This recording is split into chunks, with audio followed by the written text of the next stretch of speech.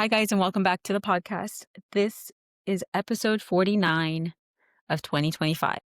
I'm almost reaching the milestone. My goal to record 52 episodes by the end of the year. I'm super excited for that goal.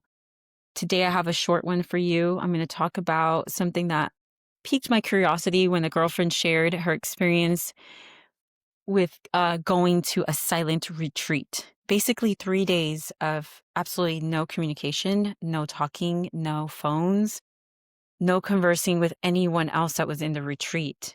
You're just in silence in nature while you eat with everything you have to do for those 3 days. And that was pretty impressive to me to think, can I really do 3 days of complete silence like that, complete disconnection? I mean, I want to say I'm probably like most of us who struggle with 2 hours of complete silence or even 15 minutes of complete silence. Have you ever tried just sitting down for longer than a minute in complete silence in modern day society with our phones, with our busyness, with our family, work, all that, that we equate to living life? Can we be still? It's something that piqued my curiosity. And so I want to spend some time today talking to you guys about it and seeing if it piques your curiosity. I mean, we have to be honest. What's the first thing you do when you're bored? Do you grab your phone? Do you scroll social media? Do you open the fridge even though you're not hungry? Do you text someone just to feel connected? I mean, we all do it, but the truth is that boredom isn't the enemy. It could be a mirror. It can reveal things about ourselves. And how we respond to boredom says more about our relationship with ourselves than you might think. Most of us also attribute boredom to meaning that there's nothing to do. But more often, it means that there's something that we're avoiding feeling. Because if we sit too long, we start to feel things, we start to think things, our mind starts to race, and we come to conclusions, and it just feels uncomfortable. So that silence, the stillness, and the spaciousness can feel uncomfortable because they strip away all the distractions that usually help us manage our emotions. Without noise or movement, we come face to face with our own thoughts, our unmet needs, and our discomfort. Boredom exposes what we can't sit with. If stillness feels unbearable, maybe it's because our nervous system equates doing nothing with danger, like we'll lose relevance or momentum or worth if we stop moving. And I know that I have felt that before. I had to get over this urgency of never being able to sit still because moving and being productive means I have worth, I have value, I'm contributing, I'm doing something. And even resting for me was hard. Like growing up, I remember dreading naps. I would never take a nap. I actually would get so upset at myself if I ever napped. I said I would reprimand myself, like, how dare you nap? You have so much to do. There's so much going on. Like life is just passing you by. If you nap, you're wasting your time. That's how extreme I was. So boredom exposes that which we can't sit with. And that stillness that feels unbearable is a sign. That resistance, that restlessness, it's data. It tells us something about what we crave and what we fear. And so today I want to talk about 3 tendencies or patterns that people fall into when they're bored. And let's see if maybe you relate to one of these. The first one is the escaper. This is the person who fills the void with stimulation. When bored, they scroll, snack, binge, shop, or text, anything to avoid the discomfort of stillness.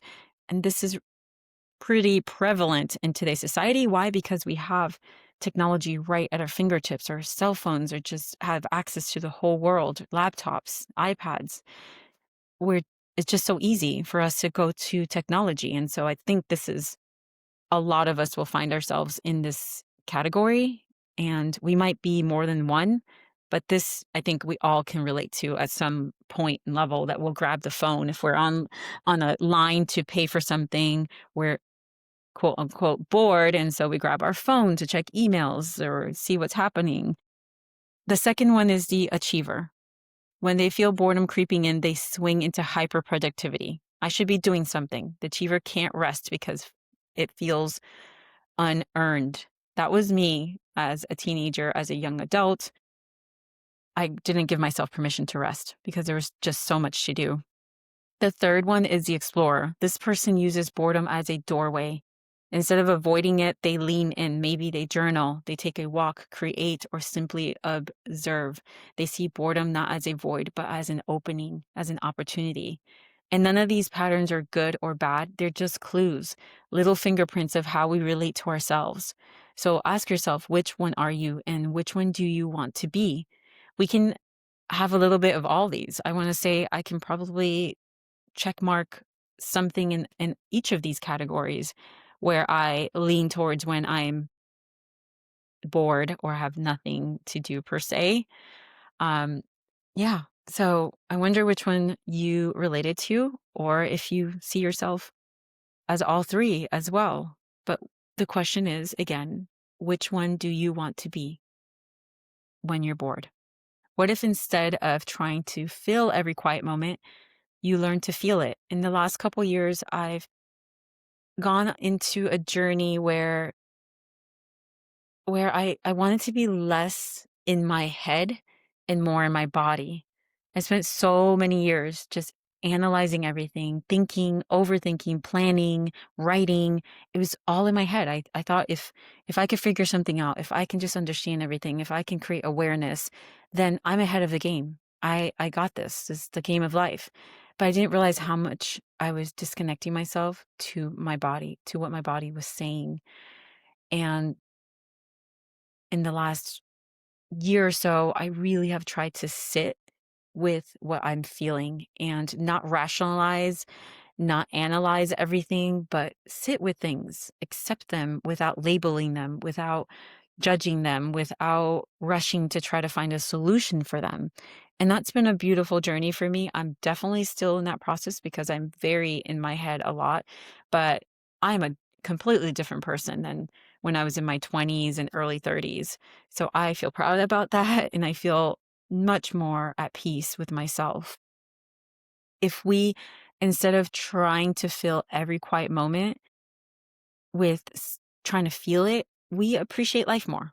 And next time that boredom hits, we pause before reaching for that usual escape route.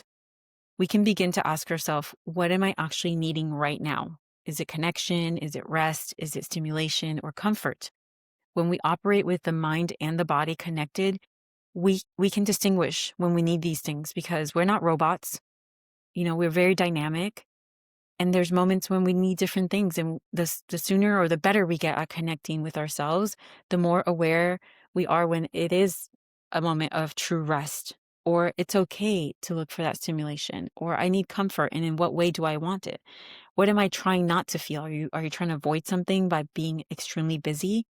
A relationship that's not doing so well, something from your past, something that's going on in the moment? Are you trying not to feel something?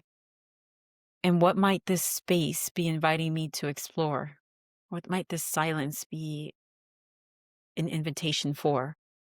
Try practicing intentional boredom. 5 minutes of doing nothing. No phone, no music, no conversation. Just you, your breath, and whatever comes up. I challenge you to do that. It's not easy. It's taken me a long time to just sit with myself, and you might be surprised at what you find. Boredom can be the birthplace of creativity, of clarity, of self-trust, if you give it room to speak to you. Maybe boredom isn't a sign that life is dull. Maybe it's an invitation, a pause that says, come to yourself. Because what you do when you're bored, when no one's watching, when there's nothing to prove, reveals the truest version of yourself. And if you can learn to be okay in that space, even for a few moments, you've already won half of the battle. I hope this episode made you a little bit curious on how stillness can bring clarity into your life and how much you're avoiding it. Till next time, my friends, take care.